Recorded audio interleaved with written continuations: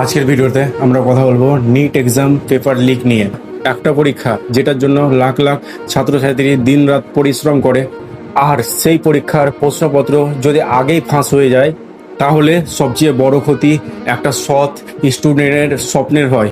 একবার ভাবুন তো, কেউ রাত জেগে পড়ছে, নিজের স্বপ্ন গড়ার জন্য লড়াই করছে, আর অন্যদিকে কিছু মানুষ টাকার জন্য পুরো সিস্টেমটাকে নষ্ট করে দিচ্ছে।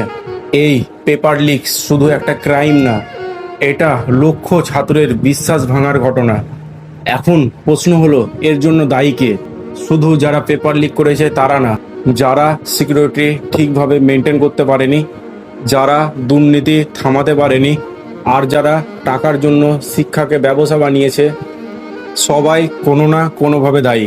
সবচেয়ে বেশি কষ্টে আছে স্টুডেন্টরা, যারা দিনরাত পরিশ্রম করে এক্সামের জন্য প্রিপারেশন নিয়েছিল। অনেকের মনে শুধু এখন একটাই প্রশ্ন, আমি কি সত্যি নিজের পরিশ্রমে সফল হতে পারবো?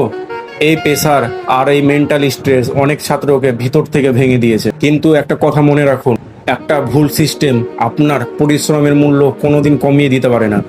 অ্যান্ড স্টুডেন্টদের জন্য দরকার transparency and fair exam system. কারণ এডুকেশন যদি সৎ না থাকে, ভবিষ্যৎ কোনোদিন নিরাপদ থাকতে পারে না। এই বিষয়ে আপনার কি মত অবশ্যই কমেন্টে জানান।